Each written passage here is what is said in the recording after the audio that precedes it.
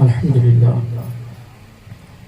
لله منشئ الخلق من عدم ثم الصلاة على المختار في القدم ومن تذكر جيران بذي السلمين وزجت دمعا جرى من مقت بدم مولاي صل وسلم دائما أبدا على حبيبك خير الخلق كلهم محمد سيد الكونين والثقلين والفريقين من عرب ومن عجم هو الحبيب الذي ترجى شفاعته لكل هول من الآهوال مقتحم ثم الرضا عن أبي بكر وعن عمر وعن علي وعن عثمان ذي الكرم والآل والصحب ثم التابعين لهم أهل التقى والنقى والحلم والكرم يا ربي بالمصطفى بلغ مقاصدنا واغفر لنا واغفر لنا واغفر لنا الله يا واسع الكرم أما بعد فأعوذ بالله من الشيطان الرجيم بسم الله الرحمن الرحيم لقد كان لكم في رسول الله أسوة حسنة لمن كان يرجو الله واليوم الآخر وذكر الله كثيرا أو كما قال الله تبارك وتعالى في القرآن الكريم والفرقان الحميد صدق الله العظيم وصدق رسوله النبي الأمين المتين الأمي الكريم الرؤوف الرحيم ونحن على ذلك لمن الشاهدين والشاكرين والآمنين والمطمئنين والحمد لله رب العالمين اشرف زمانہ زمانہ مدد نما درہائے بس براز کلید کرم کشا سرورہ شاہ کریمہ دستگیرہ اشرفہ حرمت روح پیمبر ایک نظر کن سوئے ماں معین الدین حسن عالم پناہ بسوئے ماں غریباں یک نگاہ پیر پیران میرے میران شاہ جیلان غز پاک ایک نظرداری برحال ماں پریشان غز پاک لی خمسة مطفی بها حر الوباء الحاطمة المصطفى والمرتضى وابناهما والفاطمة مکار خیش حیرانم مغثنی یا رسول اللہ پریشانم مغثنی یا رسول اللہ صلی اللہ تعالی علیہ وعلی آلہ وصحبہ وسلم الہی خیر گردانی بحق مصطفیٰ ومرتضى وشاہ جیلانی وشاہ سمنانی۔ اس محفل پاک میں تھوڑی دیر کہنے سننے سے پہلے اپنے اسلاف کے طریقے کے مطابق نبی رحمت رسول رحمت شفیع المذنبین رحمت للعالمین انیس الغریبین سید الانبیاء والمرسلین سرکار طٰہٰ و یاسین قائد الغر المہجرین رحمت للعالمین ارواحنا فدا صلی اللہ علیہ وسلم کی خدمت بابرکت میں بآواز بلند درود شریف کا نذرانہ پیش فرمائیں پڑھیں اللہم صلی علی سیدنا نبینا مولانا و ملجانا محمد وعلی آل سیدنا و مولانا محمد صلاة تنجینا بها من جميع الأهوال والآفات وتقضي لنا بها جميع الحاجات وتطهرنا بها من جميع السيئات وترفعنا بها عندك على الدرجات وتبلغنا بها أقصى الغايات من جميع الخيرات في الحياة وبعد الممات إنك قريب مجيب الدعوات وأنت على كل شيء قدير۔ لا ورب العرش جس کو جو ملا ان سے ملا، بڑھتی ہے کونین میں نعمت رسول اللہ کی، ہوتے کہاں خلیل و بنا کعبہ و منا، لولاک والے صاحبی سب تیرے گھر کی ہے، وہ جو نہ تھے تو کچھ نہ تھا، وہ جو نہ ہو تو کچھ نہ ہو، جان ہے وہ جہان کی، جان ہے تو جہان ہے، جہاں جہاں بھی اجالا دکھائی دیتا ہے میرے حضور کا جلوہ دکھائی دیتا ہے، جہاں تاریک تھا ظلمت کدا تھا سخت کالا تھا، کوئی پردے سے کیا نکلا کہ گھر گھر میں اجالا تھا، کسر باقی نہ رکھی بزم امکان جگمگانے میں، عرب میں چاند نکلا چاندنی پھیلی زمانے میں۔ اللہ کا کروڑوں احسان ہے کہ اس نے ہمیں اور آپ کو اس رنگین دنیا میں وہ لمحے عطا فرمائے ہیں کہ ہم اور آپ اپنے اللہ کا ذکر کرنے، اپنے محبوب کی باتیں کرنے اور سننے کے لیے حاضر ہوئے ہیں۔ اللہ پاک ہماری آپ کی حاضری کو قبولیت کا شرف عطا فرمائے اور اس محفل کو ہمارے آپ کے لیے ذریعہ شفاعت و نجات بنائے۔ اللہ رب العزت کے مقبول بندوں نے فرمایا تھا کسی نیکی کو چھوٹا سمجھ کے چھوڑ مت دینا، پتہ نہیں اسی میں اللہ کی رضا چھپی ہو، اور کسی گناہ کو چھوٹا سمجھ کے کرتے مت رہنا، پتہ نہیں اسی میں اللہ کی ناراضگی چھپی ہو۔ اسی سے یہ نتیجہ نکال لیجئے، کسی محفل کو چھوٹی سمجھ کر اپنا وقت گزارنا دینا، ہو سکتا ہو مقبولیت اسی میں لکھی ہو۔ اللہ جسے چاہے قبول فرمائے، یہ اس کا اختیار ہے۔ رسول پاک جسے چاہے قبول فرمائے، اللہ کی عطا سے یہ مصطفیٰ کریم کا اختیار ہے صلی اللہ علیہ وآلہ وسلم۔ دل کی عطا گہرائیوں کے ساتھ مبارکباد پیش کرتا ہوں محترم مدثر صاحب اور ان کے گھر والوں کہ شادی کے مبارک موقع پر اس ماحول اور اس شہر کے اندر ایسے ماحول میں اس محفل پاک صلی اللہ علیہ وآلہ وسلم کو سجایا ہے۔ اللہ پاک حضور کی ولادت کے صدقے و طفیل اس شادی کو خانہ آبادی فرمائے۔ تقریر لمبی چوڑی نہیں کرنی، خاص باتیں آپ کی سماعتوں کی دہلیز پر رکھوں گا۔ آپ لوگ بڑی دیر سے محفل میں بیٹھے ہیں، پہلے بھائی توفیق رضا صاحب نے آپ کو محظوظ کیا، اور پھر اس کے بعد برادری گرامی قاری شریف باسری صاحب بہترین انداز سے ان حضرات نے آپ کو سنایا۔ اس سے پہلے بھی ہمارے دیگر احباب بھائیوں بچوں پڑھا، آپ نے سنا، اثر شام سے بادشاہ سے آپ بیٹھے ہیں۔ اللہ آپ کا بیٹھنا قبول فرمائے۔ برادران ملت اسلامیہ، قرآن ہمارے اور آپ کے لیے ضابطۂ حیات ہے۔ اس قرآن مقدس میں اللہ پاک نے ارشاد فرمایا، مشہور زمانہ آیت کریمہ کی تلاوت کرنے کا شرف حاصل کیا ہے۔ فرمایا لقد کان لکم فی رسول اللہ اسوۃ حسنہ، تو تمہارے لیے اللہ کے رسول صلی اللہ علیہ وآلہ وسلم کی زندگی میں بہترین نمونہ ہے۔ جملہ افعال ہماری زندگی کے چاہے جتنے بھی معاملات ہوں، معاشی معاملے ہوں، صبح و شام کے معاملے ہوں، تعلیم و تعلم کا معاملہ ہو، رشتہ داری قرابت داری کا معاملہ ہو، حلال کمانے کے معاملات ہوں، غرض کے جتنے بھی معاملے ہماری اور آپ کی زندگی میں پیش آتے ہیں، ان تمام معاملات میں جو ہمیں اور آپ کو کسی ذات کو آئیڈیل بنانا ہے، وہ ذات اللہ کے رسول صلی اللہ علیہ وآلہ وسلم کی ذات ہے۔ جس معاملے میں آپ حضور علیہ السلام کی خلاف ورزی کرتے ہیں، وہ معاملہ آپ کو دنیا میں بھی نقصان دے گا اور آخرت میں بھی نقصان دے گا۔ یہ جو دنیا ہے ہم سے ہزاروں سال پہلے سے چل رہی ہے، اور نہ جانے ہمارے کتنے 100 سال بعد تک چلے گی، مگر کسی نے آج تک یہ نہیں کہا ہے کہ دنیا نے مجھ سے وفا کی ہے، بلکہ ہر سمجھدار نے یہی کہا ہے جلدی جلدی جلدی جلدی عمل کر لو، اس لیے کہ ایک دن دنیا آپ کو اور ہم کو جدائی کا داغ دے دے گی، اور آپ کو اپنا بوریا بستر اس دنیا سے سمیٹنا پڑے گا۔ کسی مفکر نے کہا ہے کہ زندگی ہماری اور آپ کی جناب پگھلتے ہوئے برف کی طرح ہے۔ اگر برف بیچنے والا سائیکل پر برف رکھ کے، ٹھیلے پہ برف رکھ کے بیچنے نکلتا ہے، تو اس کی کنڈیشن یہ ہوتی ہے کہ جتنی جلدی ہو سکے وہ اپنا برف بیچ دے، جتنی تاخیر سے برف بیچے گا اتنا زیادہ وہ برف پانی بن جائے گا، اور کوئی پانی کو خریدنے کے لیے تیار نہیں ہوگا۔ اگر برف پانی ہو گیا تو اب وہ برف نہیں رہا، اب کوئی برف کی قیمت نہیں دے گا۔ اگر پانی ضائع ہونے سے بچا دیا گیا تو کم سے کم پانی کی قیمت مل جائے گی، مگر برف کی کوئی قیمت آپ کو نہیں ملی۔ وہ اس لیے نہیں ملے گی کیونکہ آپ نے اس برف کو ضائع کر دیا۔ بلا تشبیہ و تمثیل ہماری اور آپ کی زندگی بھی برف کی طرح پگھل رہی ہے، روز صبح ہوتی ہے زندگی کا ایک دن کم ہو جاتا ہے، روز شام ہوتی ہے زندگی کا ایک دن کم ہو جاتا ہے۔ ہم سمجھتے ہیں کہ ہم نے عمر بڑی پالی، حالانکہ ہم بھول جاتے ہیں کہ ہم قبر کے گڈھے کے ایک دن اور قریب ہو گئے۔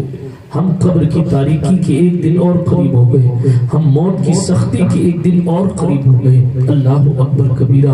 اگر بندہ اپنی موت کو یاد رکھے تو یہ تماشے کی محفلیں نہ ہوتی ہوں، اگر بندہ اپنی موت کو یاد رکھے تو یہ زمینوں پر قبضے نہ ہوں، اگر بندہ اپنی موت کو یاد رکھے تو سرے محفل بے عزتیاں ختم ہو جائیں، اگر بندہ اپنی موت کو یاد رکھے تو اسلامی رشتے کی مائیں بہنیں اپنی بے پردگی کا اظہار کرنا بند کر دیں۔ مگر رونے کا مقام نہیں ہے، ہم اپنی لمٹ کو بھول گئے، ہم اپنی عاقبت کو بھول گئے، ہم اپنی آخرت کو بھول گئے، ہم بھول گئے کہ جیسے ہم نے جوانی کی تیاری کرنی ہے، جیسے ہم نے بڑھاپے کی تیاری کرنی ہے، جیسے ہم نے اپنے گھر میں رہنے کے لیے اچھے مکان کی تیاری کرنی ہے، ہمیں اس مکان میں بھی جانا ہے جس میں قیامت تک کے لیے رہنا ہے، تو ہمیں اس مکان کی بھی کچھ نہ کچھ تیاری کرنی ہے۔ میرے اور آپ کے پیغمبر علیہ السلام نے ارشاد فرمایا تھا، لوگوں سنو اور اس بات کا خیال رکھنا، تم میں عقل مند شخص وہ ہے جو اپنی موت کو یاد رکھتا ہے۔ برادران ملت اسلامیہ، تفصیل میں نہیں جاتا، عرض کر رہا تھا میرے اور آپ کے پیغمبر علیہ السلام کی زندگی ساری کائنات کے لیے نمونہ ہے۔ ضروری بات یہ ہے کہ ہم اور آپ مصطفیٰ کریم علیہ السلام کی زندگی پر عمل کرنے کے لیے پہلے زندگی کو پڑھیں گے، زندگی کو سنیں گے، تب جا کر زندگی پر عمل کرنے کا طریقہ پتا چلے گا۔ پہلے آپ کو پتا چلے گا کہ یہ مصیبت آئی تو حضور نے کیا کیا، پہلے پتا تو چلے کہ یہ مصیبت آئی، پھر پتا چلے کہ کیا کیا۔ تو جب آپ یہ جانیں گے کہ حضور نے اس سوال کا یہ جواب دیا، یہ مصیبت آئی تو اس شاندار حساب سے فیس کیا، تب آپ زندگی پر عمل پیرا ہو سکیں گے۔ مگر آج بیسک اور بنیاد ختم ہو گئی، ہمیں اپنے رسول کے دادا کا نام ہمارے معاشرے کے جوانوں کو یاد نہیں ہے، حضور علیہ السلام کے بہت سے لوگوں کو حضور کے والد گرامی کا نام یاد نہیں ہے، نانی نانا دادا دادی کا نام یاد رکھنا تو بڑی بات ہے۔ لوگوں کو حضور علیہ السلام کی بہت سے ایسے اللہ کے بندے جن کو حضور علیہ السلام کی ماں کا نام یاد نہیں ہے۔ میں صرف اتنا عرض کر رہا ہوں، اگر آپ کو پتہ ہی نہیں ہوگا تو آپ عمل کیسے کریں گے؟ آپ کو جب پتہ ہوگا کہ جانا ادھر سے تبھی تو آپ ادھر سے جائیں گے۔ اتباع سے پہلے علم ضروری ہے، اگر علم نہیں ہے تو پھر اتباع کیسے کریں؟ یا پڑھ کر جانے کی راستہ ایسا ہے، یا پوچھ کے جانے کی راستہ ایسا ہے، یا لوگوں سے سن کے جانے کی راستہ ایسا ہے، لیکن پہلے جاننا تو پڑے گا نا۔ آپ کو بال بھاسکر پڑھنے کی فرصت ہے، آپ کو دینک بھاسکر راجستھان پتریکا اور روزانہ کون سے اخبارات پڑھنے کی فرصت، آپ کو فیس بک پڑھنے کی فرصت ہے، لیکن آپ کو اپنے محبوب کی زندگی پڑھنے کی فرصت نہیں۔ اب اس کا ایک کم کروں گا، محبوب کی زندگی پڑھنے کی فرصت نہیں۔ یہی وجہ ہے کہ آج کوئی محبوب کے بارے میں کچھ بھی کہتا ہے تو آپ منہ لٹکا کے سن لیتے، کیونکہ آپ کو پتہ ہی نہیں کہ ایکچولی ہوا کیا تھا، آپ کو پتہ ہی نہیں کہ معاملات کیا تھے، اس ڈیٹیل میں نہیں جاتا۔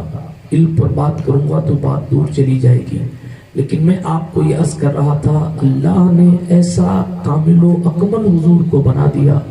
حضرت علامہ مفتی احمد یار خان صاحب نعیمی نے بڑی پیاری بات فرمائی ہے، فرماتے ہیں کہ اللہ کے رسول علیہ السلام کی جو زندگی ہے، ہر زاویے سے ہر طبقے کے لوگ کم و بیش حضور علیہ السلام کی زندگی کو پڑھ کر سن کر حضور کی اتباع کر سکتے ہیں۔ حضرت سلیمان علیہ السلام اللہ کے نبی ہیں، ایسی بادشاہت اللہ نے انہیں عطا فرمائی کہ جنات ان کی خدمت کرتے تھے، ان کو دھوپ سے بچانے کے لیے آپ نے سن رکھا ہے کہ پرندے اپنے پروں سے سایہ کیا کرتے تھے، ان کے پاس ہدہد تھا جو زمین کے اندر کی خبر دیا کرتا تھا، جنات زمین پھاڑ کر پانی نکالنے والے ان کے پاس تھے۔ اگر کوئی سلیمان علیہ السلام کو غریب آدمی فالو کرنے کے لیے آئے تو وہ کیسے صحیح معنوں میں اتباع کر سکے گا؟ اس لیے کہ ان کی زندگی تو شاہانہ زندگی ہے۔ کوئی غریب آدمی کیسے ان کی بات، وہ کہاں سے جناتوں سے کام کروائے گا؟ وہ کہاں سے خود کھڈا کھودنے کے بجائے جناتوں سے کھڈا کھدوائے گا؟ اس کو حدود کہاں سے لے کے آئے گا؟ زمین کے اندر پانی کا پتہ کہاں سے لگائے گا؟ اس میں سلیمان کی تنقیص نہیں ہے، معاذ اللہ، میرے محبوب کی محنتوں کی طرف میں آپ کو لے جانا چاہتا ہوں. پیچھے کھڑے ہونے والے مقتدی کی شان ہے سرکار سلیمان کی، لیکن ذرا غور فرماؤ ناگور شریف والوں، جو نماز پڑھانے والا نبیوں کا سردار ہے مسجد اقصی میں، وہ اپنے ہاتھ سے کھڈا کھود رہا ہے، اور سلیمان علیہ السلام کے لیے کھڈے جنات کھود رہے ہیں. افضل حضور ہے، پاور حضور کے پاس زیادہ ہے، اختیار حضور کے پاس زیادہ ہے، لیکن اپنی امت کا خیال رکھنا ہے. محبوب کو فالو کیسے کریں گے لوگ اگر میں بھی جنات سے کھڈے بجواؤں؟ بات قیمتی آ گئی، حاشیے ذہن پہ توجہ کرنے کی بات ہے. یہ جو آیت کریمہ نازل ہوئی ہے، مولانا مبارک صاحب اگر میرا ناقص تھوڑا موڑا علم میرا ساتھ دے رہا ہے تو یہ آیت کریمہ نازل غزوہ خندق کے موقع پر ہوئی. کیا ہے یہ خندق؟ خندق کہتے ہیں گڈھے کو، نیو سمجھ لیجیے آپ. مدینہ شریف میں حضور علیہ السلام جب جا کر قیام پذیر ہو گئے، دشمنوں کو تب بھی سکون نہیں آیا، اور مدینے کی نہیں بلکہ کفار عرب نے مل کر اچانک حضور علیہ السلام کے صحابہ پر چڑھائی کرنے کا ارادہ کر لیا. جب یہ خبر حضور تک پہنچی کہ یا رسول اللہ وافر تعداد میں دشمن آ رہے ہیں، کثیر تعداد میں دشمن آ رہے ہیں، ان کے پاس اسلحے ہیں، طاقتیں ہیں، بھیڑ ہے، ان کے پاس پاور ہے، وہ لوگ لے کے آ رہے ہیں، گھوڑے اونٹ لے کر آ رہے ہیں، مقابلہ کیسے کریں گے؟ پتہ کیا گیا کہاں پہنچے، فلاں فلاں مسجد پہ پہنچے. اللہ کے رسول علیہ السلام صحابہ کے درمیان بیٹھ کر مشورہ فرما رہے. خدا کی شان دیکھیں، جس کو دل کی حالت پر اللہ رب العزت علم عطا فرماتا ہے کہ آنے والا سوچ کے کیا آیا ہے، وہ صحابہ کے مابین بیٹھ کے مشورہ فرما رہے. آخر کار سلمان فارسی رضی اللہ تعالیٰ عنہ نے مشورہ دیا، یا رسول اللہ علیہ السلام گڈھے کھدوا دیے جائے مدینے کی سرحد پر، تاکہ لوگ اپنے گھوڑے لے کر آئیں. سوارات پرست لوگ ہیں، دور تک تو پیدل چل نہیں پائیں گے. اس لیے مدینے کی سرحد جہاں سے ہم مدینہ جو اس دور میں حضور علیہ السلام کا تھا، وہ آپ یوں سمجھیں کہ اس وقت کم و بیش جتنا مدینہ حضور علیہ السلام کے دور میں تھا، اس وقت وہ سارا حصہ حرم کے حصے میں آ گیا. اس وقت سارا حرم، بتاتے ہیں کہ اتنی دوری مدینہ شریف تھا حضور کے دور میں. باقی خندق سبع مساجد اچھی خاصی دوری پر، یعنی سمجھیں کہ تقریباً میرے انداز کے مطابق 1.5-2 کلومیٹر کی دوری پر حرم شریف سے یہ جگہ ہے جہاں خندق کی نہیں جنگ خندق ہوئی. اس کے آگے سرکار مدینہ علیہ السلام نے خندق کھدوائی. سلمان فارسی نے کہا کہ حضور خندق کھدوا دیجیے، اتنا لمبا چوڑا گڈھا کھدوائیے کہ لوگ اپنے جانور کو لے کر اس کو پار نہ کر سکیں. اگر لڑنا ہے تو ایک ایک کر کے آئیں، باقی ہم دیکھ لیں گے. یہ خندق کا موقع. حضور علیہ السلام خندق کھودنے کے لیے خود پھاوڑا اٹھا کے کھڑے ہوئے.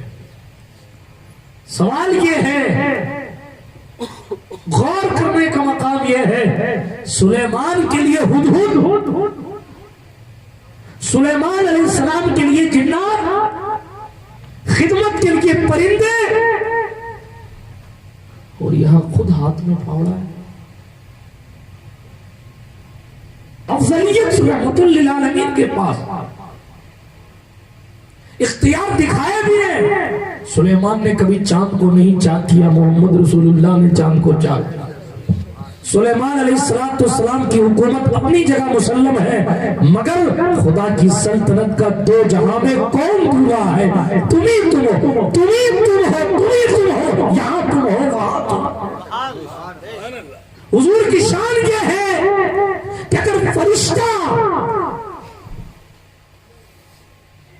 معصوم فرشتہ، کبھی گناہ نہیں ہوتے فرشتوں سے، وہ معصوم ہے، وہ نہ مرد ہے نہ عورت ہے، وہ مٹی کی مخلوق نہیں ہے، اللہ نے انہیں نور سے بنایا ہے.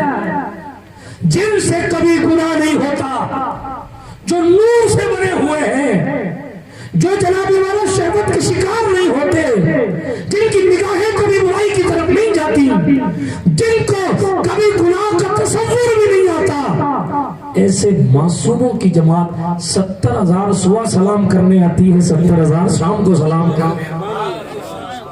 شان حضور کی، جب سلام کرنے کے لیے صرف 70,000 آتے ہیں تو کام کرنے کے لیے نہیں آ سکتے تھے؟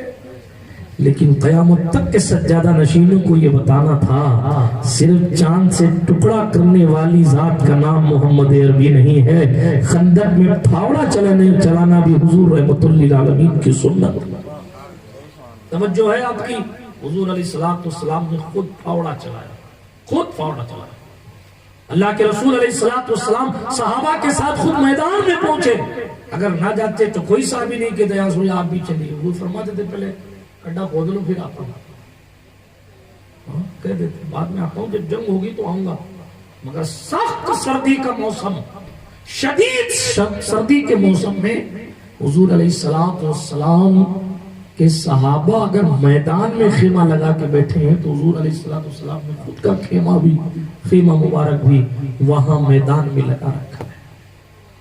یہ حضور علیہ السلام کی محنت ہے۔ آگے بڑھئے، اسی خندق کی بات کروں، آگے بڑھتا ہوں۔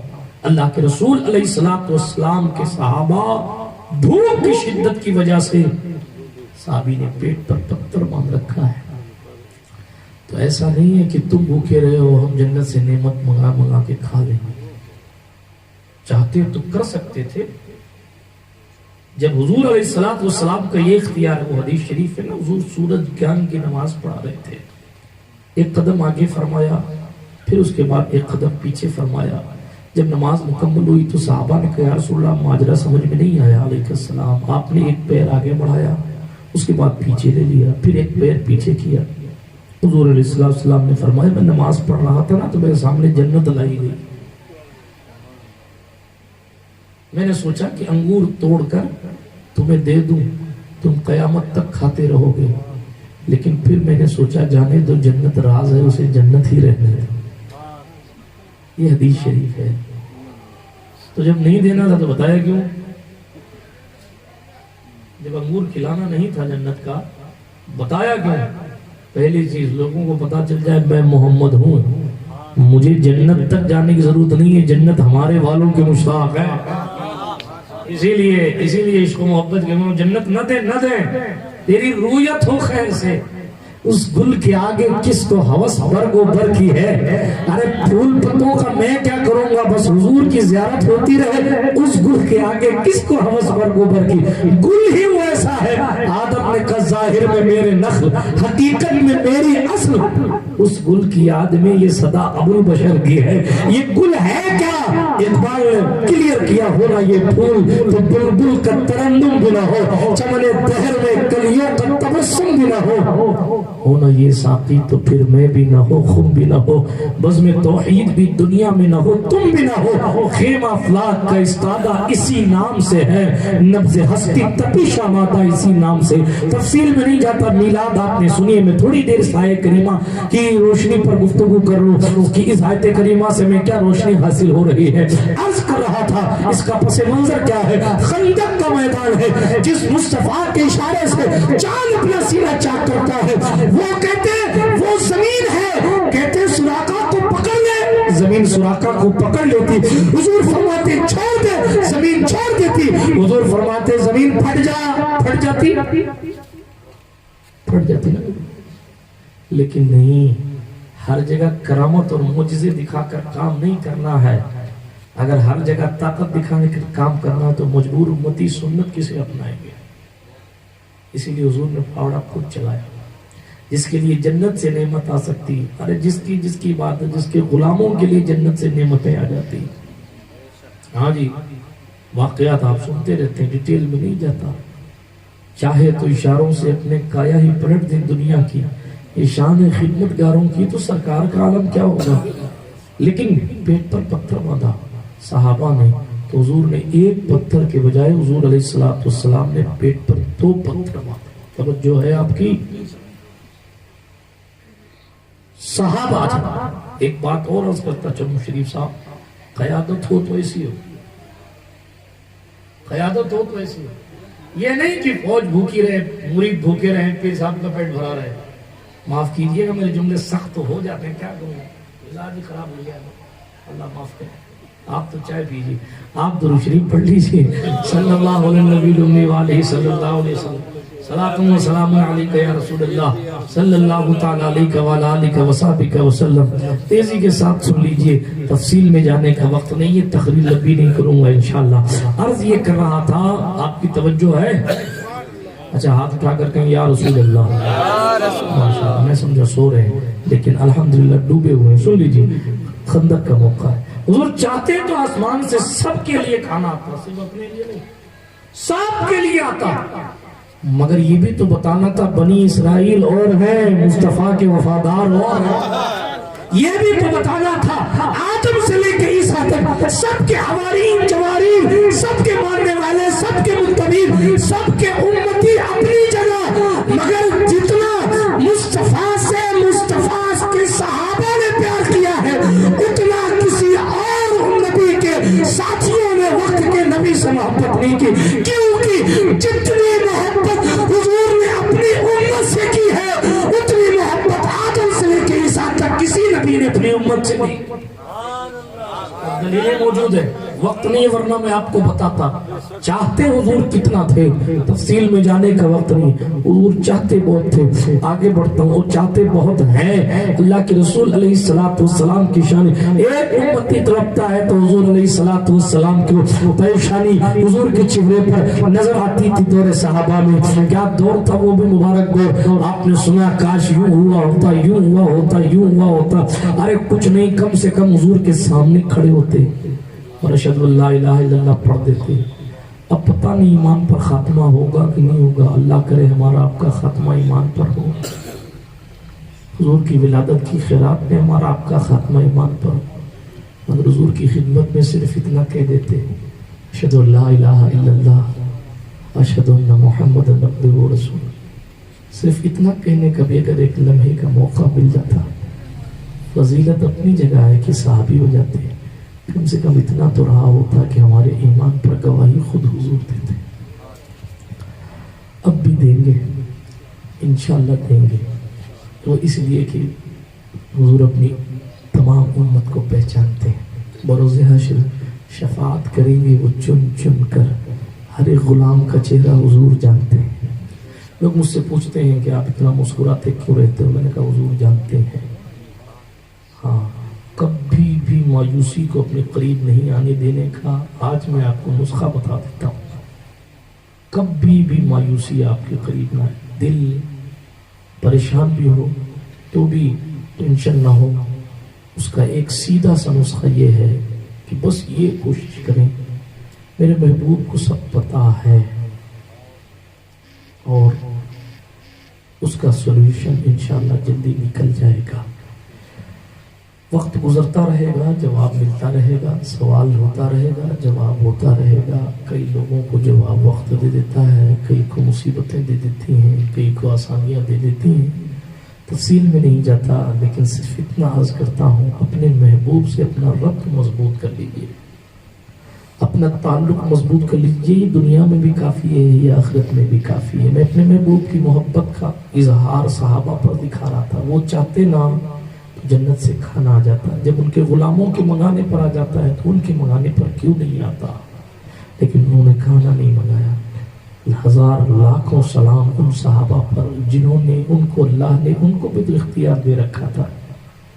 جب غلامان علی جنت سے کھانا منگوا سکتے ہیں تو میدان میں علی نہیں منگوا سکتے؟ جب حضرت ابوبکر صدیق کی اولاد میں آنے والے، عمر فاروق کی اولاد میں آنے والے ولی اپنی طاقت دکھا کر حالات ماحول بدل سکتے ہیں تو یہ کام عمر و ابوبکر شیخین کریمین نہیں کر سکتے تھے؟ کر سکتے تھے. لیکن جب محبوب نہیں کر رہے ہیں تو پھر ہم کیا کریں؟ ولایت نہیں ملتی اگر صدیق اکبر کی محبت دل میں نہ ہو. داتا علی اجمیری نے لکھا ہے، یہ کوئی جوجا بریلی ماریرا کی بات نہیں ہے. صرف بات تو ساری کی ہیں، لیکن اصل داتا لاہوری نے لکھا. تفصیل بھی نہیں جاتا. وقت زیادہ ہو جائے گا. عرض کر رہا تھا خندق کے موقع پر حضور علیہ السلام نے پیٹ پر پتھر باندھا. حضور علیہ السلام نے اپنے صحابہ کے ساتھ خود بھوک کو برداشت کیا. حضور علیہ السلام نے اپنے صحابہ کے ساتھ میدان میں خیمے لگا کر وہاں وقت گزارے. حضور علیہ السلام نے اپنے ہاتھوں سے چٹان توڑی. یہی خندق کا موقع ہے. حضور علیہ السلام نے اپنے ہاتھوں سے مٹی اٹھا اٹھا کر پھینکی. اسی غزوہ خندق میں پتا چلا کہ وہ لوگ جو مدینے کے کفار تھے، جو مدینے کے یہودی تھے، انہوں نے پیکٹ توڑ دیا ہے. انہوں نے جو محبت کی باتیں کی تھی انہوں نے توڑ دیا. حضور علیہ السلام کی چہرے مبارکہ پر شکن نہیں ہے، بلکہ میرے اور آپ کے کریم مصطفیٰ صلی اللہ علیہ وآلہ وسلم اس پر بھی صبر کر کے اپنے ساتھیوں کے ساتھ خدمت دین پر محنت کر رہے ہیں. پھر اس کے بعد یہ بھی موقع آیا، پتا چلا کہ منافقین نے حضور علیہ السلام یعنی بنو قریظہ نے حضور علیہ السلام کے ساتھ، یوں کہہ لیں بنو قریظہ نے حضور علیہ السلام کے ساتھ جو وعدہ کیا تھا کہ ہم آپ کی مدد کریں گے وہ بھی توڑ گئے.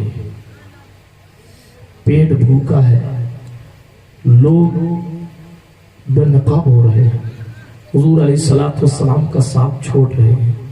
سامنے دشمن کثیر تعداد میں ہے اور ایسے سورما دشمنان دین لے کر آ رہے ہیں کہ ان سے مقابلہ کرنا بڑا مشکل ہے.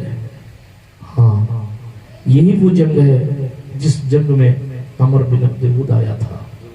یہی وہ جنگ ہے جس جنگ میں 100 آدمیوں سے اکیلا مقابلہ کرنے والا شخص آیا تھا. یہی وہ جنگ ہے، لوگوں کے پیٹ پر پتھر بدے تھے، لوگوں نے بنو قریظہ نے ساتھ چھوڑا، مدینے کی یہودیوں نے دغا بازی کی، مگر رحمت للعالمین نے کسی کے لیے دعا نہیں کی، بلکہ اپنے صحابہ کے ساتھ مل کر کہتے رہے بے فکر رہو، انشاءاللہ اللہ فتح نصیب فرمائے گا. آج بھی وہاں مسجد فتح بنی ہے، الحمدللہ میری اس بار بھی وہاں حاضری ہوئی. پچھلی بار جب گئے تھے تو وہاں تالا لگا تھا. اس بار ظہر کی نماز بھی میں نے الحمدللہ وہیں پڑھی اور نوافل بھی اللہ کے فضل و کرم سے پڑھے. وہ مسجد فتح وہ مقدس جگہ ہے جس جگہ حضور علیہ السلام 3 دن تک دعا کرتے رہے. 3 دن تک مسلسل دعا کرتے رہے اور حضور کی دعا کا یہ اثر تھا کہ علی کی تلوار ذوالفقار لہرا رہی تھی.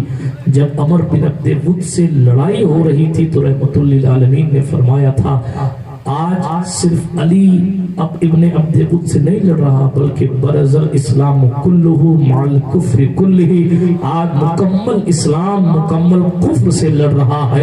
یہ خندق کا موقع تھا. تفسیر روح البیان اٹھا کر پڑھیے گا. علامہ اسماعیل حقی لکھتے ہیں کہ رسول رحمت نے اسی تاریخ میں فرمایا تھا علی کی آج کی نیکی قیامت تک کے تمام مسلمانوں کی نیکیوں کو ایک طرف بھی رکھا جائے تو علی کی آج کی نیکی کی برابری نہیں کی جا سکتی ہے. یہ مصطفیٰ کریم صلی اللہ علیہ وآلہ وسلم کے ساتھ لوگوں کی وفاداریاں تھی. میں جنگ نہیں سنا رہا، میں صرف آپ کو حضور کی محنتیں بتا رہا ہوں، حضور علیہ السلام کی قیادت کی شان بتا رہا ہوں، حضور علیہ السلام کی قربانیاں بتا رہا ہوں. رحمت للعالمین صلی اللہ علیہ وآلہ وسلم کو یہ حضور علیہ السلام کی اس ان مبارک اعمال اور افعال کو دیکھ کر قدرت نے فرمایا لوگوں حوصلہ مت توڑنا، لقد کان لکم فی رسول اللہ اسوۃ حسنہ، تمہارے لیے بہترین نمونہ اس رسول اللہ کی ذات ہے جس رسول اللہ صلی اللہ علیہ وآلہ وسلم نے تمہیں یہ سب کر کے دکھایا. غالباً اسی جنگ کا قصہ ہے یا کسی اور جنگ کا ہے. حضور علیہ السلام نے ایک صحابی کو بھیجا، جاؤ دیکھ کے آؤ کہ لشکر آدھا کیا کر رہے ہیں، کیا کر رہا ہے، دشمنوں کا لشکر کیا کر رہا ہے. تو وہ صحابی رسول اٹھے گئے، جب جا کے دیکھا نا تو دیکھا کہ ابو سفیان آگ تپ رہے تھے. اس وقت حالت کفر میں تھے، آگ تپ رہے تھے. تیر چڑھایا کہ مار دیں، بالکل قریب، اتنا بڑا دشمن قریب ہے، چہرہ اس طرف نہیں ہے، دیکھ رہا نہیں ہے، موقع اچھا ہے، آس پاس کوئی نہیں ہے. تیر چڑھایا کہ دشمن کو قتل کر دیں اور وہ مار دیتے تیر تو وہ ختم ہو بھی جائے. لیکن انہوں نے چڑھایا، وہ تیر واپس لے لیا. کیوں؟ کہ رسول اللہ نے فرمایا ہے کہ کسی کو چھیڑنا نہیں، صرف آ کے بتانا کہ ہوا کیا. ہم ہوتے تو یہ کیا میں نے تو اچھا ہی کیا. لیکن دیکھیں اس وے حسنہ پر عمل صحابہ نے کر کے دکھایا.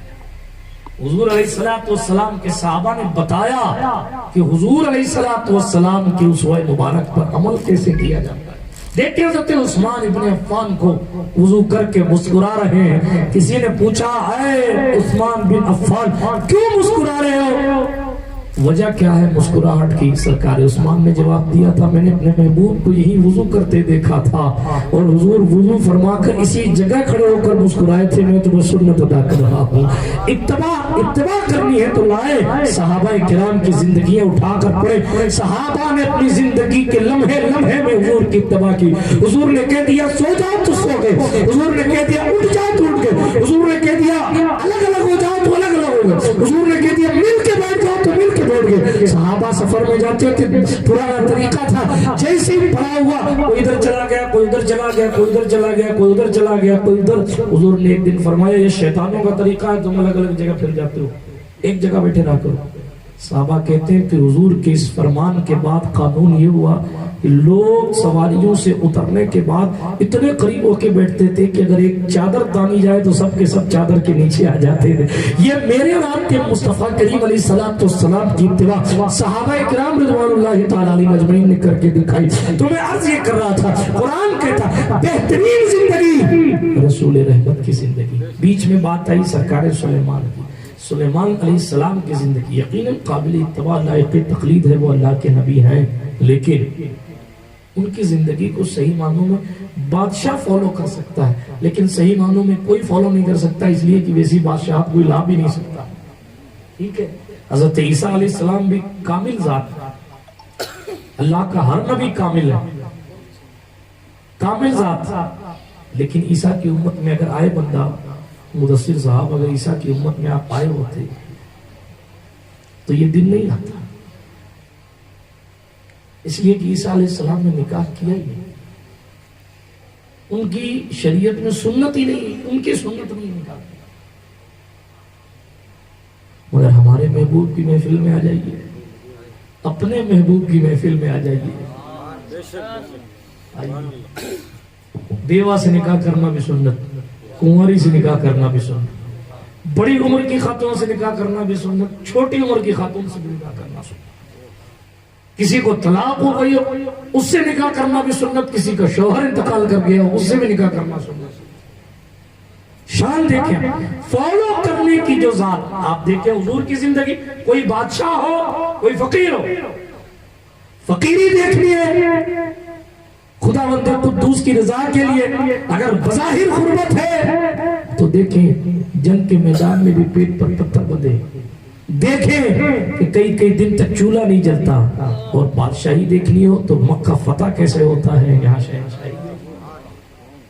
یہ حضور علیہ السلام کی سیرت ہے. ماں باپ سرکار عبداللہ حضور علیہ السلام کی ولادت سے پہلے دنیا سے چلے گئے مگر حضور نے چچا اور چچا کے بیٹوں کے ساتھ اور دادا کے ساتھ کیا اس نے سلوک کیا وہ پڑھ لیجیے. سیدہ آمنہ خاتون رضی اللہ تعالیٰ عنہ کا وصال جلدی ہو گیا. حضور نے سیدہ حلیمہ سعدیہ کے ساتھ کیا سلوک کیا وہ دیکھ لیجئے. عیسیٰ کے تو والد تھے نہیں وہ اپنے والد کے ساتھ یا اپنے چچا کے جب والد نہیں تھے تو چچا کیسے کوئی ابا تھے ہی نہیں تو پھر کوئی چچا کیسے ہو سکتا. تو پھر کیسے آپ فالو کریں گے کہ ددیال والوں سے تعلق کیسے کرنا. میں معاذ اللہ صد بار معاذ اللہ کسی نبی کی تنقیص نہیں کر رہا. ان سب کامل لوگوں کی کاملیت اپنی جگہ مگر سارے اچھوں میں اچھا سمجھئے جسے ہے اس اچھے سے اچھا ہمارا نبی. سارے اونچوں میں اونچا سمجھئے جسے ہے اس اونچے سے اونچا ہمارا نبی. بجھ گئی جس کے آگے سبھی مشعلیں شمع وہ لے کے آیا ہمارا نبی. کیا خبر کتنے تارے کھلے چھپ گئے پر نہ ڈوبے نہ ڈوبا ہمارا نبی. اپنے مولا کا پیارا ہمارا نبی دونوں عالم کا دولہا ہمارا نبی. کون دیتا ہے دینے کو منہ چاہیے دینے والا ہے سچا ہمارا نبی. حسن کھاتا ہے جس کے نمک کی قسم وہ ملیح دلارا ہمارا نبی. بے کسوں کو رضا مزدہ دیجئے نبی ایسا ہے کہ 1400-1300 سال بعد بھی لوگوں کو مزدہ دینے کا شرف حاصل ہو رہا ہے. مزدہ دیجئے بے کسوں کا سہارا ہمارا نبی، سب سے اولا والا ہمارا نبی. ایک شعر چھوڑ گیا، انبیاء سے کروں عرض کیوں مالکو. میرے موضوع کی بات ہے، نبیوں سے کریں کیا کریں؟ اے میرے مالکو. آقا ہیں، سارے نبی سارے مالک ہیں، سارے انبیاء مالک ہیں، ہم سب پر ایمان رکھتے ہیں. انبیاء سے کروں عرض کیوں مالکو، آپ سب مالک ہو، لیکن کیا نبی ہے تمہارا ہمارا نبی؟ کیا نبی؟ کیونکہ آدم سے لے کے عیسیٰ تک ہر نبی اپنی امت کا نبی ہے، اور سیدہ زہرا کے بابا ان نبیوں کے بھی نبی ہیں جو اپنی نبوت کا اقرار مردوں سے کروا لے. ایسے عیسیٰ جیسے لوگ بھی اگر کسی کی امت میں آتے ہیں تو وہ امت سیدہ آمنہ خاتون کے شہزادے کی. اسی لئے کہا انبیاء سے کرو عرض کیوں مالک ہو، آپ سب مالک ہو، مگر یہ جو نبی ہے یہ تمہارا بھی نبی ہے ہمارا بھی نبی ہے، یہ تمہارا بھی نبی ہے ہمارا. یہ کسی اور کا وصف نہیں حافظ حیدر صاحب. عیسیٰ کا امتی نہیں کہہ سکتا جس طرح ہم ہمارا کہتے ہیں. آگے بڑھتا ہوں تیزی کے ساتھ، جو بات مشہور ہو جائے اس کو چھوڑ کے آگے بڑھ دینا چاہیے. تیزی کے ساتھ آگے بڑھتا ہوں. بات عرض کریں کیا کریں؟ درود شریف سنائیں صلی اللہ علیہ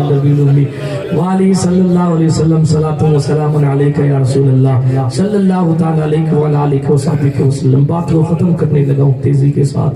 تو عرض کر رہا تھا ہمارے اور آپ کے نبی کی جو مبارک زندگی ہے وہ ہمارے لیے اور آپ کے لیے نمونہ ہے.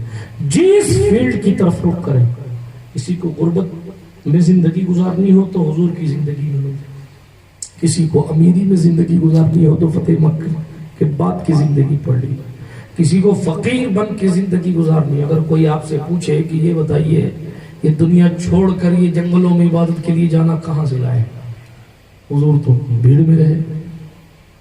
پوچھتے ہیں لوگ، ایکسٹرا پڑھنے والے ہو گئے نا. ہاں، ایک مرتبہ ایک جگہ میں تقریر کر کے بیٹھا اور ادھر کے کچھ اثرات سے وہ متاثر تھا. کوئی شخص آیا اور اس نے کہا یہ آپ باتیں کرتے ہیں یہ فقیروں کی، یہ ملنگوں کی، جو دنیا چھوڑ کے بیٹھے ہیں، یہ نہیں کر رہے ہیں، وہ نہیں کر رہے ہیں، دنیا داری چھوڑ. حضور تو سارے رشتہ داروں میں یہ کیا ہے؟ تو میں نے کہا تم نے حضور کی زندگی پڑھی ہے برجستہ. جب جوتیوں کی خیرات ملتی ہو نا تو جواب فی البدی آ جاتا ہے. حضور کی زندگی پڑھی کہ نہیں پڑھی؟ میں نے کہا حضور علیہ السلام غار حرا میں کئی دن جا کر عبادت کرتے تھے. دنیا میں امت مصطفیٰ کے جتنے فقیر ہیں جو تنہائیوں میں جا کر عبادت کرنے کی عادت رکھتے ہیں، ان تمام لوگوں کے لیے آئیڈیل وہ دن ہے جو دن حضور نے غار حرا میں گزارا. یہ بات حضرت مفتی احمد یار خان نعیمی علیہ رحمۃ و رضوان کی کتاب میں بھی میسر آئی.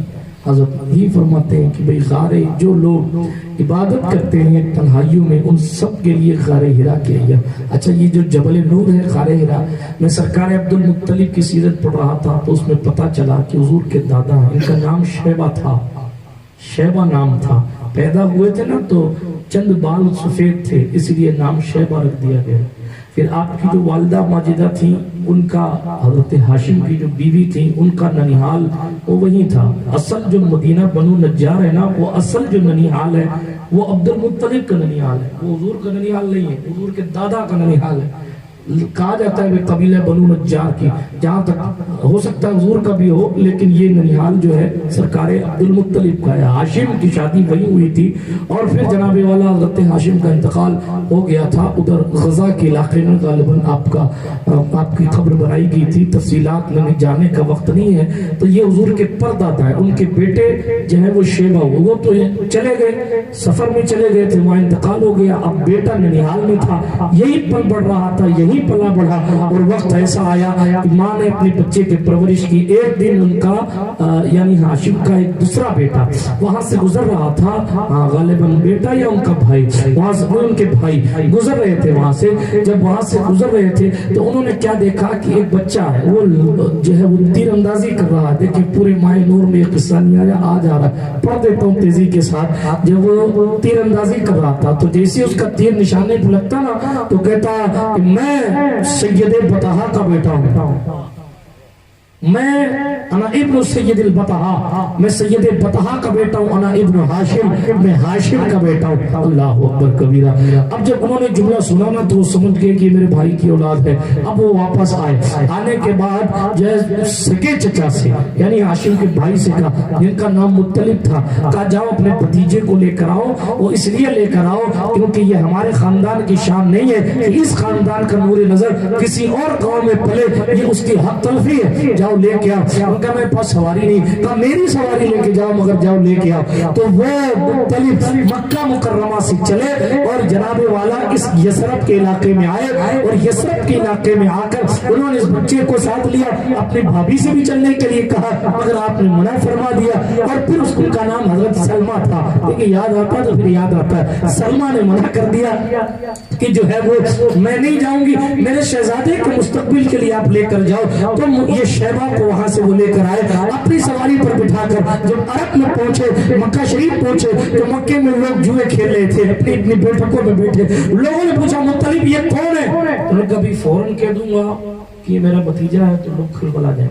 تو انہوں نے فوراً یہ کہا کہ یہ میرا غلام ہے، یہ میرا غلام، یہ کہہ کے اپنے گھر کے اندر لے کے بیوی نے پوچھا یہ کون ہے؟ کہا یہ میرا غلام ہے۔ نہلایا دھلایا، اچھے کپڑے پہنائے، اور پھر کہا لوگوں سنو، یہ کوئی میرا غلام نہیں، یہ میرا سگا بھتیجا ہے، میری بھائی کی آنکھوں کا نور ہے، یہ میرے بھائی کی آنکھوں کا نور، اس کا نام شیبہ ہے۔ مگر اس سے پہلے عبد مطلب کا غلام، عبد مطلب اتنا مشہور ہو گیا کہ آج تک عبد المطلب ہی کہا جاتا ہے، حالانکہ اصل نام شیبہ ہے، اس لیے کہ جب پیدا ہوئے تھے تو چند بال جو ہے وہ سفید تھے، شیبہ کہتے ہیں بوڑھے کو، اسی لیے ان کا نام شیبہ رکھا گیا۔ یہ حضور علیہ السلام کے دادا کی بات کر رہا ہوں، کیا شان صوفی صاحب کی بھی ہے کہ جناب والا یہاں بات کیا چل رہی تھی اور بات کدھر چلی گئی، لیکن بات کو ختم کرنے لگا۔ یہ سرکار عبد المطلب ہے۔ پھر مطلب نے نظر رحمت کی، اور آخرکار ان کے والد کے جو کچھ اختیارات تھے، زمزم کے، کعبہ شریف کے، یہ سب دھیرے دھیرے دھیرے دھیرے کر کے سب کچھ حضرت عبد المطلب کے حوالے کر دیا۔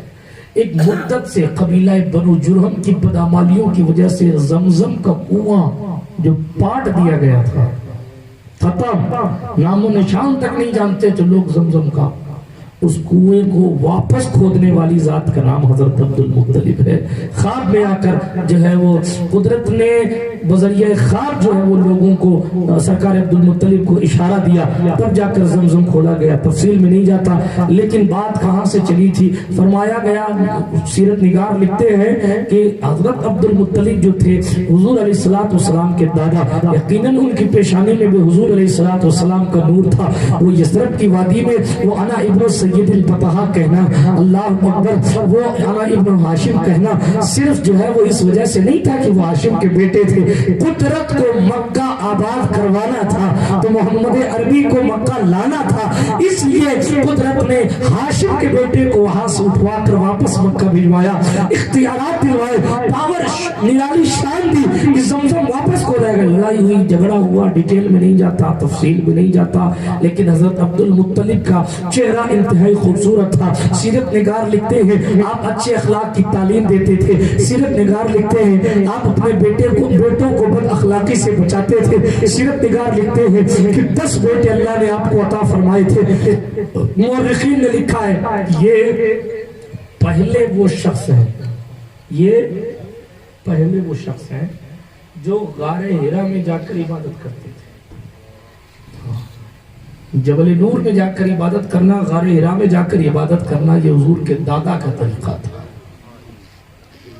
حضرت عبد المطلب کا۔ تفصیل میں نہیں جاتا، حضور علیہ السلام کی زندگی ہر اعتبار سے نمونہ حیات ہے، جدھر سے بھی آپ دیکھنا چاہیں گے حضور کی زندگی ہماری اور آپ کی قیادت کرتی ہوئی نظر آئے. صبر حضور کی زندگی سے سیکھیے. نکاح کا سنت طریقہ کیا ہے؟ حضور کی زندگی سے سیکھیے. بیویوں کے ساتھ اس میں سلوک کیا ہوتا ہے؟ حضور کی زندگی مبارک سے سیکھیے. اور ساتھیوں کے ساتھ اظہار محبت کیسا ہوتا ہے؟ حضور کی زندگی سے. حضرت خالد بن ولید جنگ موتا میں، ہاں جنگ موتا میں، یہی وہ جنگ ہے جس جنگ میں سرکار جعفر، عبداللہ بن رواحہ، یہ 3 لوگ شہید ہو گئے تھے. اور پھر اس کے بعد خالد بن ولید جو ہے، اللہ کی تلوار حضرت خالد بن ولید کو قیادت دی گئی تھی. حدیث آپ نے سنی ہے. ایک بات سے فرض کر کے نکل جاتا ہوں. اللہ کے رسول علیہ السلام کے پاس ابھی لشکر نہیں آیا تھا. ایک عمیر نام تھا یا کوئی عمیری نام تھا ایک صحابی کا. انہوں نے ایک عیسائی جنرل تھا، اس کو جہنم رسید کیا تھا. تو اس کے پاس بہت زیادہ سونا وغیرہ، اس کے گھوڑے وغیرہ سے برآمد ہوا. تو وہ سب ایک صحابی نے رکھ لیا تھا. خالد بن ولید کمانڈر تھے. تو ان کو ایسا محسوس ہوا کہ دوسرے جو ساتھی ہیں شاید وہ یہ محسوس نہ کر لیں کہ اس کو زیادہ مل گیا، ہمیں کم مل گیا. تو کمانڈر کی حیثیت سے حضرت خالد نے کہا کہ بھئی کچھ مال اس میں سے مجھے واپس کر. تو میری نے امیر لشکر کے کہنے پر مال واپس کر دیا. مگر ایک دوسرے صحابی تھے، انہوں نے کہا خالد تم نے غلطی کی ہے، اس لیے کہ حضور کے قانون کے مطابق یہ قانون ہے کہ اللہ کے رسول علیہ السلام فرماتے ہیں ظاہر ہے کہ یہ جو حق ہے جس نے قتل کیا ہے اس کا حق ہے، اس لیے کہ محنت اس نے کی ہے، اس لیے وہ سارا مال اس کا اپنی جگہ ٹھیک ہے، تو ان کو نہیں لینا چاہیے تھا. تو خالد بن ولید نے کہا کہ میں نے اس لیے لے لیا کہ شاید اس کے حق میں یہ مال زیادہ تھا. تو دوسرے صحابی نے کہا میں آپ کی شکایت رسول اللہ سے کروں گا. تو دوسرے صحابی رسول اللہ صلی اللہ علیہ وسلم کی خدمت میں پہنچ گئے شکایت کر. حضور صلی اللہ علیہ وسلم نے فرمایا نہیں، خالد مال تو اسی کا ہے سارا جس نے جو ہے وہ دشمن کو قتل کیا ہے. تو حضرت خالد بن ولید نے نگاہیں جھکا لی، یا رسول اللہ آپ کا حکم سر آنکھوں پر، بات ظاہر ہے کہ حضور کی ہے تو قبول کرنی ہے. تو حضور نے فرما دیا کہ مال اس کو واپس دے دو. ایسا ارشاد ہو گیا. اب یہ جو دوسرے صحابی تھے نا، ان کی زبان سے نکل گیا خالد دیکھا مزہ چکھا دیا نا تم کو، جو میں نے کہتا تھا وہ نہیں. اس میں امیر کی توہین تھی. خالد بن ولید امیر تھے، توہین تھی. جب حضور تک یہ بات پہنچی نا کہ خالد کے دل پر بات لگی، حضور کے منع کرنے پر نہیں، حضور تو مالک و مختار ہے، لیکن جب صحابی نے کہا نا تمہیں مزاج چکھا دیا، اور ایک 2 جملے عربی کے تھے اس کی تفصیل میں نہیں جاتا، تو ایسے جملے جب خالد بن ولید نے سنے نا تو دل کو تکلیف ہوئی. حضور نے بلایا خالد بن ولید کو، فرمایا خالد اب تو وہ مال واپس نہیں ہوگا، اب وہ مال تم ہی رکھو گے. اور اس لیے تم رکھو گے کہ لوگوں میں نے امیر بنایا ہے اور میرے فیصلے میں کسی کی بات پر صبر نہیں کر سکتے. تو لوگ خاموش ہو گئے. بتانا آپ کو مقصد یہ ہے کہ حضور فیصلہ دے چکے تھے، لیکن پھر بھی جس کو کمانڈری دی ہے، جس کو عزت دی ہے، جس کو عہدہ دیا، اس عہدے کی حفاظت کرنا بھی کوئی حضور سے سیکھے. سب کی عزتیں اپنی جگہ ہے، مگر جملہ یہی کہ جس کو امیر بنا دیا گیا ہے، کیا تم اس کے معاملے میں میرا چہرہ دیکھ کے صبر نہیں کر سکتے؟ دنیا کی جتنی تنظیمیں، جتنی تحریکیں، جتنی چیزیں، ساری ایک جگہ، مگر قائد کی قیادت کو کیسے قیادت کرنی ہے، قائد کو یہ بھی حضور کی زندگی سکھا رہی ہے. اور جناب لوگوں کو کیسے اتباع کرنی ہے، یہ حضور کے صحابہ کی زندگی سکھا رہی. میرے حال میں آپ کو تفصیلات میں نہیں لے جانا چاہتا، صرف اتنا عرض کرتا ہوں حضور کی زندگی ہمارے لیے اور آپ کے لیے بہترین نمونہ ہے. جب حضور کی زندگی اور یہ صحابہ کا اور بعد والوں کو بہت طریقہ، بہت سے اللہ والے ایسے تھے، کئی چیزوں کا استعمال انہوں نے نہیں فرمایا کہ میرے حضور نے اس کا استعمال نہیں کیا تو میں بھی نہیں کروں. کئی اللہ والے سے گزرے، واقعہ نہ سنا تھا، وقت ختم ہو چکا ہے جو میں نے سوچا تھا، واقعہ نہیں سنا تھا. کئی اللہ والے سے گزرے، یہ چیز نہیں تو نہیں، کیوں حضور نے استعمال نہیں فرمائی تو ہم کیوں استعمال؟ ہم تو یہ کہتے ہیں دور میں تھی نہیں، مگر کئی اللہ والے ایسے بھی تھے. بہرحال یہ محبتوں کے تقاضے ہیں، لیکن غور و فکر ان لوگوں کو کرنا چاہیے.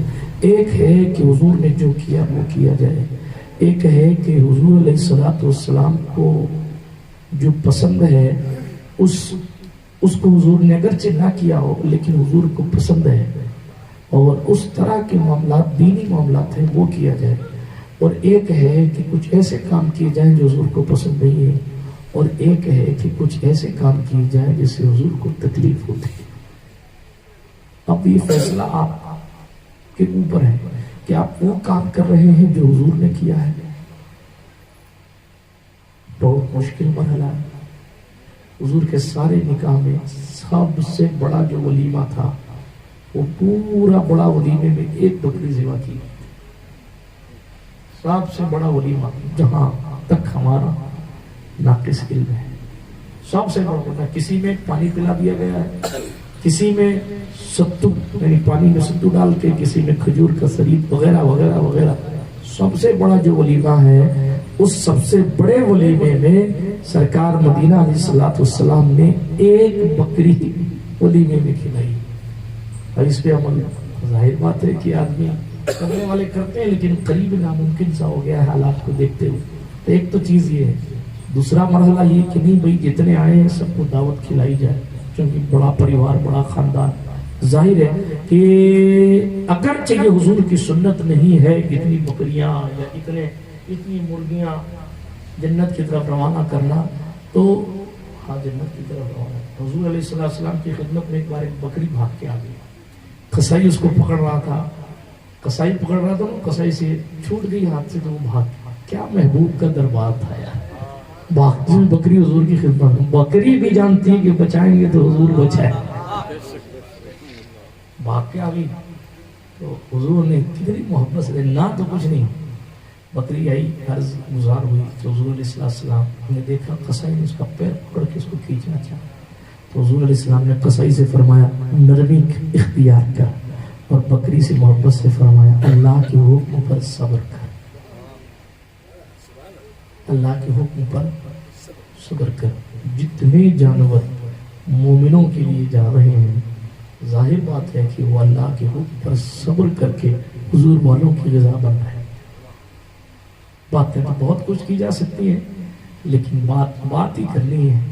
بات کو ختم کرتا ہوں تیزی کے ساتھ، صرف یہ عرض کر کے کہ اس طرح حضور علیہ السلام نے اظہار محبت فرمایا ہے جانوروں کے ساتھ بھی، اور حضور علیہ السلام کی زندگی میں بھی یہ مرحلے آئے۔ تو عرض یہ کر رہا تھا کہ یا تو یہ کیا جائے کہ ایک ہی بکری کا ولیمہ ہو، اگر ایسا نہیں تو آدمی نے 100 بکری کی یا جانور کی تاکہ لوگوں کو کفایت کر جائے۔ ظاہر بات ہے کہ حضور کی سنت تو نہیں ہے لیکن حضور کی سنت کی مخالفت بھی نہیں ہے نا، یعنی حضور علیہ السلام کو ضرورت مندوں کو کھانا کھلانا اور رشتہ داروں کے ساتھ اسے سلوک کرنا حضور کو پسند ہے، تو یہ انشاءاللہ اس زمرے میں آ جائے گا۔ ایک مرحلہ یہ ہوا کہ نہیں، آدمی نے اتنا کھانا بنا دیا کہ پھینکا گیا۔ اب یہ جو فضول خرچی ہے یہ حضور کو ناپسند ہے۔ اسی طریقے سے شادی سے پہلے کی مثال لے لیجیے، آپ حضور کی محفل نہ کریں، کوئی بری محفل نہ کریں، اس کا معاملہ الگ ہے۔ اب شادی کے موقع پر میلاد کی محفل کریں، سبحان اللہ، لیکن اگر یہ دونوں مرحلے نہ بھی ہوں اور شادیوں کے موقعوں پر ایسی محفلیں کریں جن سے حضور کو تکلیف ہوتی ہے، تو جب حضور کو تکلیف ہو جائے تو پھر اور کون ایسا شخص ہے جو حضور کو تکلیف دے کے معاذ اللہ کامیابی کی دہلیز تک پہنچے؟ وہ جہنم میں گیا جو ان سے مستغنی ہوا ہے، خلیل اللہ کو حاجت رسول اللہ کی۔ تو حضور ایسے ہیں کہ ان کے بغیر تو نہ یہاں کام چل سکتا ہے نہ وہاں کام چل سکتا ہے۔ اسی لیے گزارش ہے کہ حضور کی زندگی کی اتباع کریں۔ قرآن نے یہ بھی کہا لمن کان یرجو اللہ، اللہ رب العزت سے ملاقات کی امید رکھتا ہے، قیامت کے دن پر ایمان رکھتا ہے، اللہ اکبر، جو اللہ کا ذکر خوب کرتا ہے اسی کے لیے صحیح معنوں میں آئیڈیل ہے زندگی، اور جو صحیح معنوں میں اللہ اللہ نہیں کر سکتا، قیامت کے دن جس کو یاد نہیں ہوں گے، جس کے دل میں حضور علیہ السلام کی سچی محبت نہیں ہوگی، جس کو اللہ رب العزت سے معاذ اللہ ملاقات کی امید نہیں ہوگی وہ کبھی بھی صحیح طور پر اتباع نہیں کر سکے گا۔ اس لیے اپنے ایمان کے کامل ہونے کا ثبوت دیا کریں اور کوشش کیا کریں کہ جہاں ایسی محفلیں ہوں یا شادی کا موقع نہ بھی ہو، پھر بھی اپنے آپ کو بھی ان گانے باجوں ناچ تماشوں بے پردگیوں سے بچایا کریں، اپنے گھر والوں کو بچایا کریں، اپنے دوستوں کو بچایا کریں۔ مانتا ہوں جب ایسی محفلیں ہوتی ہیں تو لوگوں کی آمد کم ہو جاتی ہے، لیکن یہ بھی مانتا ہوں جانتا ہوں کہ جب ایسی محفلیں ہوتی ہیں تو کوئی 4 گھر چھوڑ کے آئے نہ آئے، کوئی 20 گھر دور رہتا ہو آئے نہ آئے، کئی ہزار کلومیٹر دور سے اڑتے ہوئے فرشتے ایسی محفلوں میں آتے ہیں۔